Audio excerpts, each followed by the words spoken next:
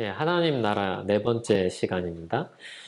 하나님 나라에 대해서 이야기를 했고, 이게 예수님의 핵심 사역이라고 이야기를 했습니다. 그리고 이 하나님 나라의 왕으로서 그리스도께서 구약의 약속이 되었는데, 그 약속된 왕이 오셔서 하나님 나라가 시작되었다는 것을 지지난주에 보았고, 지난주에 그 보이지 않는 하나님 나라가 어떻게 나타나는가, 그리스도의 임재와 능력으로 나타난다고 지난주에 이제 나눴습니다. 결국 하나님 나라를 이야기를 하는 것은 하나님이 어떤 분이신가를 이야기하는 것과 같습니다.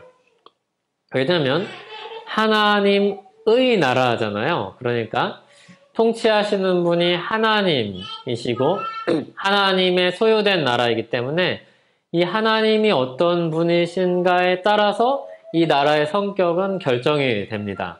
그러니까 우리가 하나님 나라를 보고 있지만 사실상 하나님에 대해서 배우고 있는 것이죠. 하나님이 어떤 분이시고 이 하나님이 하나님 나라를 어떻게 꾸려가고 있는가, 이거를 살펴보고 있는 것입니다. 그러면 하나님 나라 그 왕은 어떤 분이신가? 지금도 계속해서 하나님 나라 역사를 이어가시는 분인데, 첫 번째로 찾으시는 하나님에 대해서 말씀을 좀 보도록 하겠습니다. 하나님 나라라고 이야기를 하면 이제 나라니까 보통 우리가 뭐 영토, 주권, 국민 이런 거 얘기하잖아요. 그래서 실제로 하나님 나라를 설명을 할 때 그런 카테고리로 나눠서 설명을 하는 사람도 있습니다. 그리고 이해 굉장히 유용하죠.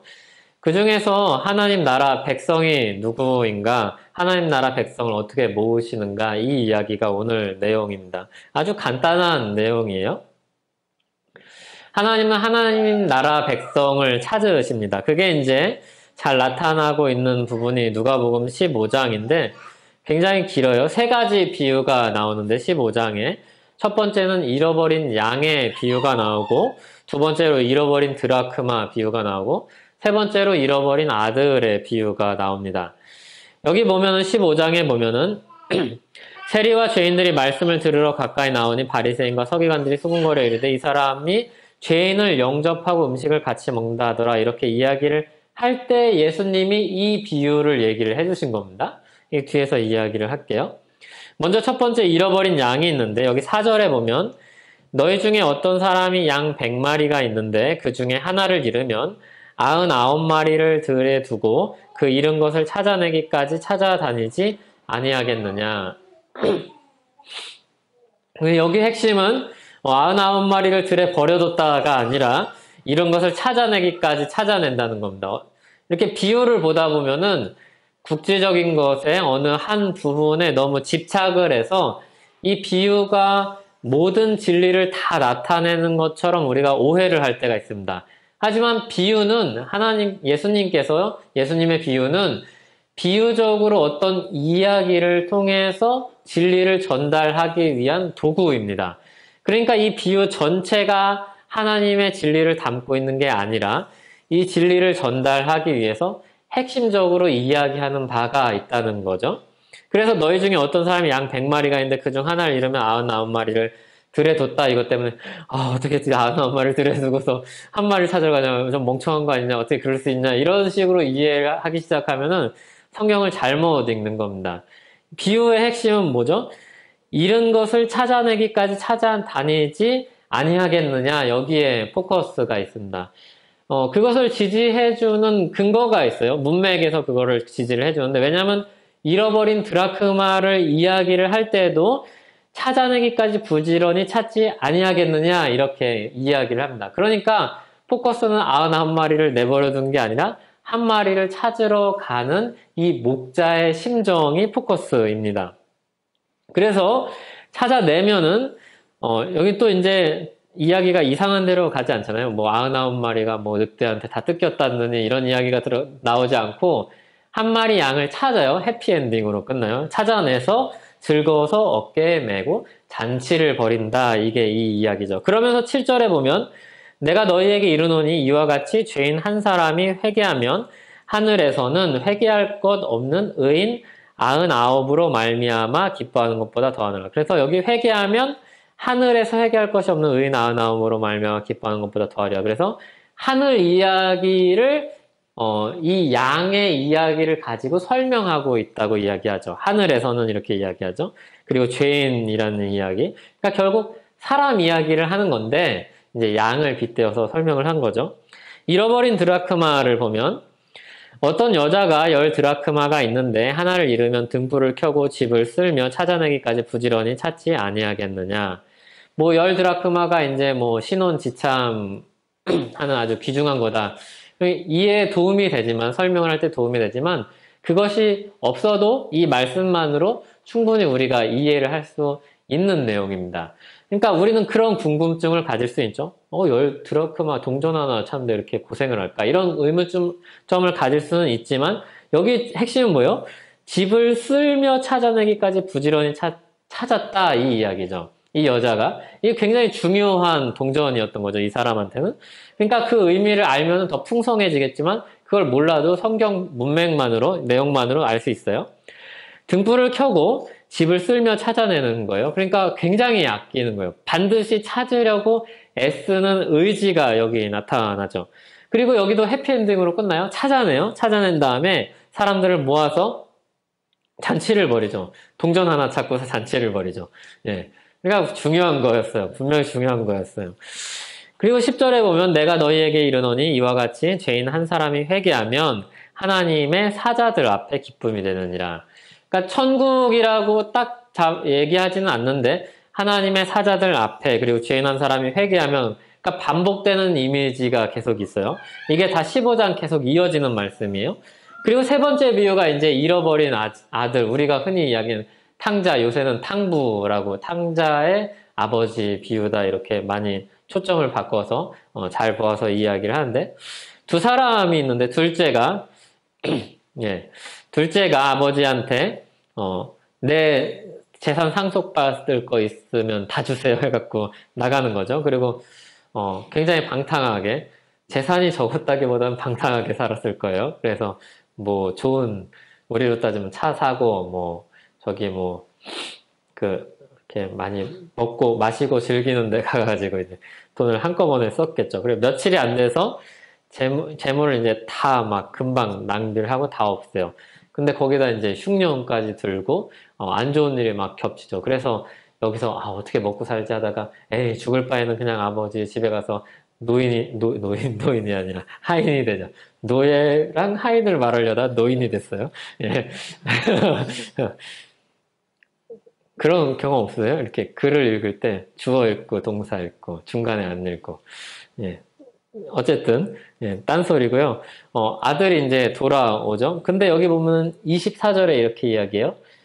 즐기자 이렇게 이야기하면서 이 내 아들은 죽었다가 다시 살아났으며 내가 잃었다가 다시 얻었노라 이렇게 이야기합니다. 그러니까 잃어버린 아들 비유예요.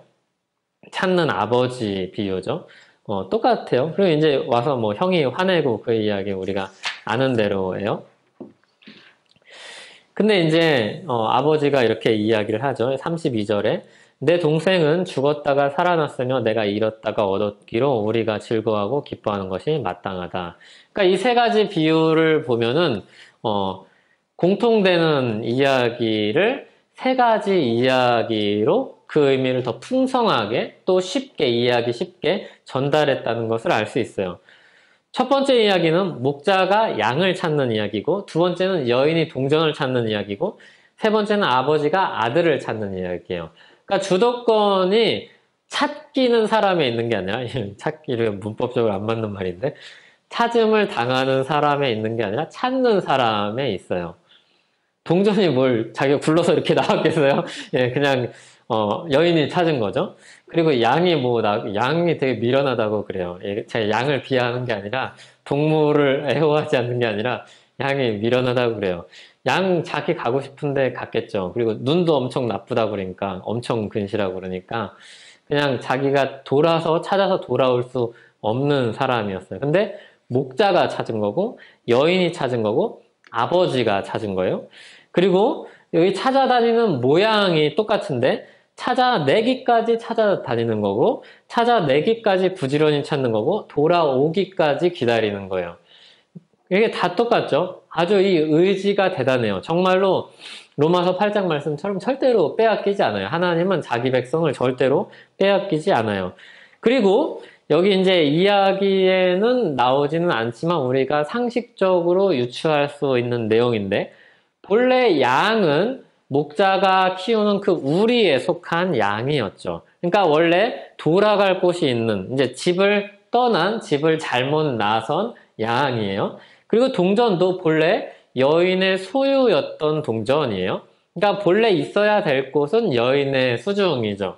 그리고 이 아들도 본래 아버지 집에 속한 아들이에요. 그래서 이 첫째 아들한테 이야기하죠. 이게 다 어차피 이게 다 너한테 속한 건데, 내 집에 있으면 다 네 건데 왜 그렇게 화를 내냐, 이렇게 이야기를 하죠. 이 세 가지 비유가 다 똑같은 이야기를 하죠. 천국 하나님 나라의 왕이신 하나님이 자기 백성을 어떻게 여기시는지, 그리고 어떻게 대하시는지를 설명을 해주고 있습니다. 하나님은 본래 이 다 떠나간 자기 백성을 하나님이 찾으시는 거죠. 하나님 나라는 하나님이 찾으시는 나라입니다. 그래서 하나님 나라는 죄 때문에 자기 백성들을 다 잃어버렸는데, 그 백성들이 스스로 찾아오지 않고 하나님이 이제 찾아오시는 이야기입니다. 그게 이제 마가복음 2장 15절에서 17절에는 이렇게 이야기를 하는데, 예수님이 그의 집에 앉아 잡수실 때 많은 세리와 죄인들이 예수와 그의 제자들과 함께 앉았으니, 예수를 막 따른 사람이죠. 그러니까 바리새인과 서기관들이 막 보면서 어떻게 이럴 수 있는가 그러면서, 그때 이제 예수님이 이야기하죠. 나는 의인을 부르러 온 것이 아니요 죄인을 부르러 왔노라, 이렇게 이야기합니다. 그러면서 다시 앞으로 돌아가서 누가복음 1장 1절에서 2절에 보면은, 모든 세리와 죄인들이 말씀을 들으러 가까이 나오니 바리새인과 서기관들이 수군거려 이르되 이 사람이 죄인을 영접하고 음식을 같이 먹는다, 이렇게 이야기합니다. 이 맥락에서 누가복음에서는 예수님이 세 가지 비유를 주신 거죠. 그러니까 죄인들, 이 세리들, 이 사람들이 하나님 나라 백성이고, 하나님 나라 백성인데 지금은 죄인이고, 이 죄인인 이 하나님 나라 백성들을 예수님이 찾고 계신다는 걸 이야기하는 거죠. 이게 오늘 첫 번째 내용입니다. 하나님은 자기 백성들을 찾으십니다. 그냥 멀찍이 있어서 저거 어떡하냐, 저거 어떻게, 이거 어떻게, 막 이렇게 보는 게 아니라, 아니면 사람을 누구를 이렇게 보내가지고 저 사람들을 찾아와야겠다, 뭐 흥신소 이렇게 해갖고 하는 게 아니라, 직접 예수님께서, 왕이신 예수님께서 와서 한 사람 한 사람 찾으시는 거죠. 그리고 그 찾으시는 일을 누구한테 계승을 하죠? 제자들에게, 그리고 교회에게 이 찾으시는 일을 계승을 합니다. 그러니까 우리가 전도라는 거를 생각을 할 때 이런 관점에서 설명을 한다면, 전도는 뭐냐면 잃어버린 하나님 백성을 찾는 겁니다. 잃어버린 하나님 백성인데 지금은 죄 때문에 죄인으로 있는, 그리고 스스로 찾아올 수 없는 이 백성을, 대신 그렇지만 왕이신 하나님께서 간절히 찾는 이 백성을 찾는 일이 전도입니다. 그러니까 전도는 뭔가 이렇게 많이 가진 사람이 나눠주는 게 아닙니다. 많이 가진 사람이 나눠주는 게 아니라, 특별한 사람이 하는 일이 아니라, 하나님의 백성으로서, 형제 자매로서 하나님의 백성을 찾아가는 일이 전도라고 할 수 있습니다. 그러면 이 전도를 할 때 사람들이 가지는 마음가짐은 늘 겸손과 은혜죠. 하나님이 나를 어떻게 구원해 주셨는가. 나도 죄인이었는데 너무 이 은혜가 감사하다. 그래서 여기서 겸손하게 감사한 마음을 가지고 복음을 전하게 됩니다. 그리고 하나님은 초대하시는 하나님입니다. 비슷한 것 같은데 이제 조금 개념이 다르기 때문에 두 가지로 나눠서 설명을 합니다. 하나님은 찾아오시는 하나님인 동시에 또 초대하시는 하나님입니다. 그 초대하시는 모습이 예수님이 식탁 교제를 하신 데에서 발견할 수 있습니다. 앞에서 세리와 죄인들이랑 같이 먹었던 것이 바로 식탁 교제이죠. 그 당시 사람들도 그렇고 우리도 그렇습니다. 식탁에서 마주 앉아서 밥을 먹는다는 것은 한 식구라는 하나의 증거입니다. 뭐 한두 번 이렇게 뭐 사정이 있어서 일이 있어서 먹을 수 있겠죠. 그런데 늘 같이 먹고 기쁘게 같이 먹고 즐겁게 이야기하면서 먹는 사람은 식구입니다. 하나님 나라 백성이라는 거죠. 예수님은 늘 이 천국 잔치를 이 땅 가운데서 보여주신 것이죠.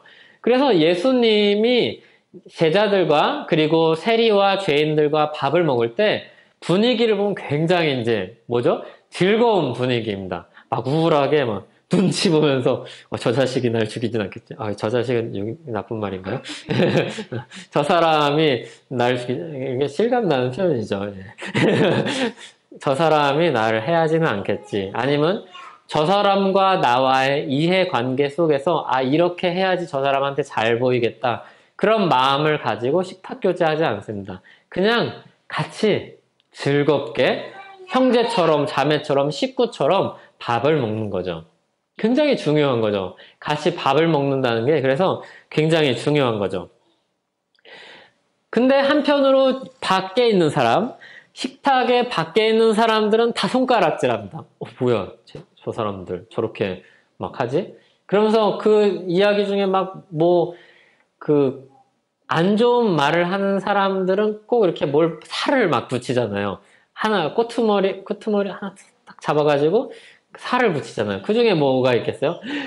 세리, 저 민족의 배반자 세리랑 밥을 먹는다니. 죄인들, 예수님이 정말로 메시아라면, 선지자라면, 하나님이라면 저 죄인들인 거를 알 텐데 어떻게 저 사람들이랑 같이 겸상을 하지? 이렇게 이야기를 하는 거죠. 그리고 또 때로는 이랬을 거예요. 제자들이 모였잖아요. 어떤 땐 거기는 열심당원도 있고 거기는 세리도 있고 서로 정치적으로 다른 이해관계가 있는 사람들이 있는데 같이 밥을 먹는 거예요. 저 사람들은 저기 앉아서 무슨 저희로 밥을 먹고 있을까? 이렇게 이야기를 하겠죠. 같이 밥을 먹는 사람들은 다 즐거운데 밖에 있는 사람들은 하나도 즐겁지 않아요. 그리고 계속 손가락질을 하면서 뭐라 하는 거죠. 근데 누가복음 14장 15절, 16절에 보면 이 함께 먹는 사람 중에 하나가 이 말을 듣고 이르되 무릇 하나님의 나라에서 떡을 먹는 자는 복되도다 이렇게 이야기합니다. 되게 좀 뜬금없어 보이기도 하는데 맥락을 보면은 이 이야기를 누가 했는지도 잘 나타나 있지 않고 그래서 뜬금없어 보이는데 이런 말을 하죠. 아마 성령께서 그런 말씀을 하게 하시지 않았겠나 싶은데 하나님의 나라에서 떡을 먹는 자는 복되도다 이렇게 이야기할 때 이 식탁에서 이 사람은 뭘 경험하고 있는 거죠? 하나님 나라를 경험하고 있는 거죠. 이 식탁에서 하나님 나라를 경험을 하면서 하나님 나라에서 떡을 먹는 사람 얼마나 복될까? 우리가 먹는 이 식탁이 그런 하나님 나라의 식탁과 같지 않은가? 이렇게 이야기를 하는 겁니다. 그때 예수님이 어떤 사람이 큰 잔치를 베풀고 많은 사람을 청하였더니 이렇게 이야기하면서 잔치 비유를 합니다. 이 잔치 비유는 천국에 대한 비유죠. 그러니까 천국을 잔치로 설명을 하죠, 예수님은. 천국을 여러 차례 혼인잔치라든지 잔치로 설명을 합니다. 인자는 와서 먹고 마심에 말하기를 보라 먹기를 탐하고 포도주를 즐긴 사람이요 세리와 죄인들의 친구로다. 옆에서 사람들은 이렇게 이야기를 하는데 예수님은 꿋꿋이 먹죠. 그래라. 우리는 지금 천국 잔치인데 너네는 슬프구나. 너네는 괴롭구나. 이렇게 이거는 이제 제 그런 뉘앙스를 표현한 건 예수님 그러지 않으셨겠죠. 예수님은 우리와 다르니까요. 근데 그 사람들은 되게 불행한 사람들이죠. 아주 즐거운 모습을 보면서 천국을 보면서 그 안에 들어오지 않고 손가락질만 하는 사람들이죠. 하나님은 이 하나님 나라의 복으로 초대를 하십니다. 이 식탁으로 이 하나님 나라로 이 즐거움으로 이 평안과 기쁨으로 초대를 하십니다. 이거를 외부에서는 아마 경험하지 못했을 거예요.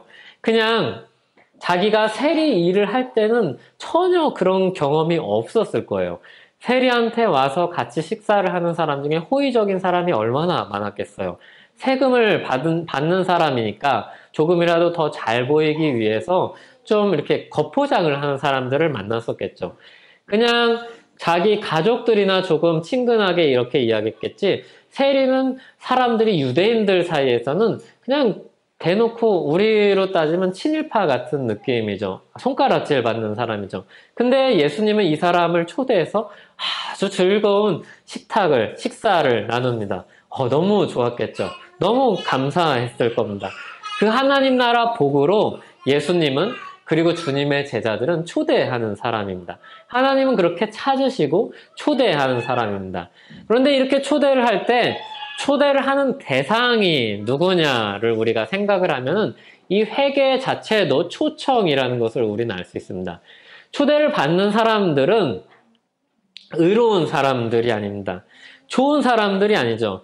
다 죄인이고 다 의롭지 않은 사람들입니다. 예수님께서 말씀하신 대로 의인을 부르러 온 것이 아니요 죄인을 부르러 왔노라, 이렇게 말씀하신 예수님 말씀처럼 예수님은 희한하게 사람들이 싫어하고 소외받는 이 죄인들을 불러다가 식사를 나누셨습니다. 그리고 예수님께서 회개하라 천국이 가까이 왔느니라 이렇게 이야기를 하시죠. 죄인들을 초청하시는 거죠. 죄인들을 초청하시기 때문에. 이게 유대인들의 생각과는 좀 다른 건데요. 유대인들이 보기에 회개하라 그리고 천국이 가까이 왔다, 이 말은 유대인식으로 들으면 내가 회개하고 내가 뉘우치고 그리고 내가 이 잘못을 하나님 앞에 속죄를 해서 나가야 된다는 식으로 나가게 돼 있습니다. 근데 예수님의 초점은 회개하라, 천국이 가까이 왔으니까 회개하라예요. 그러니까 이미 하나님 나라가 가까이 와서 하나님 나라가 우리에게 와 있는데, 그러니까 회개하라는 거예요. 이게 선후 관계가 바뀌는 거예요. 유대교회는 율법에 순종해서 사람이 회개를 하고 하나님이 용서를 하는 거예요.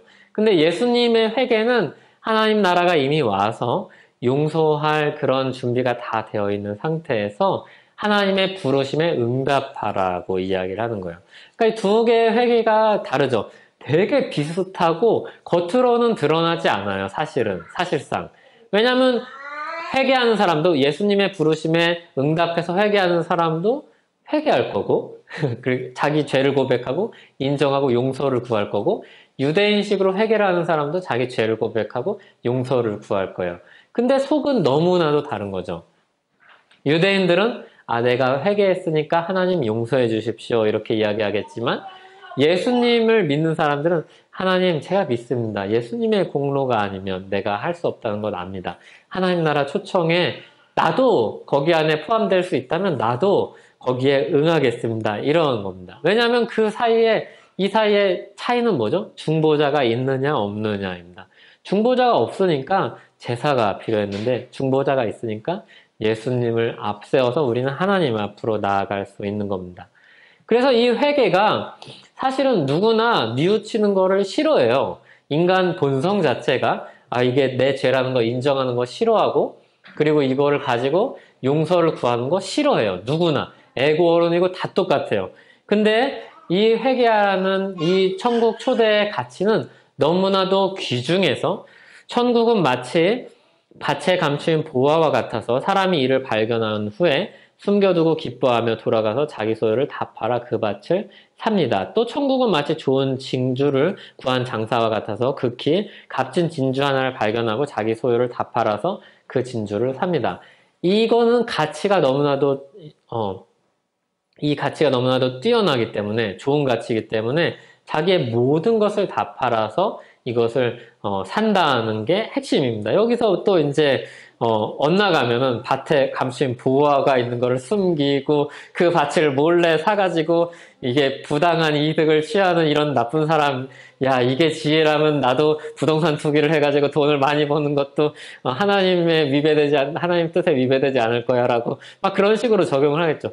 전혀 그렇지 않고, 이 가치가 너무나도 놀라워서, 이 가치가 너무 좋아서 여기 앞에 맥락에서 이야기를 하면, 회개한다는 것이 부끄럽고 하나님 앞에 자기 죄를 가지고 나아간다는 것이 힘이 들고 고된 일이지만, 어려운 일이지만, 주님의 용서하심을 구하면서 그 천국이, 하나님 나라가 너무나도 좋으니까 이 가치를 알아서, 천국으로 초대하는 그 가치를 알아서 모든 것을 다 투자해도 버리지 않는다는 이 이야기를 하는 겁니다.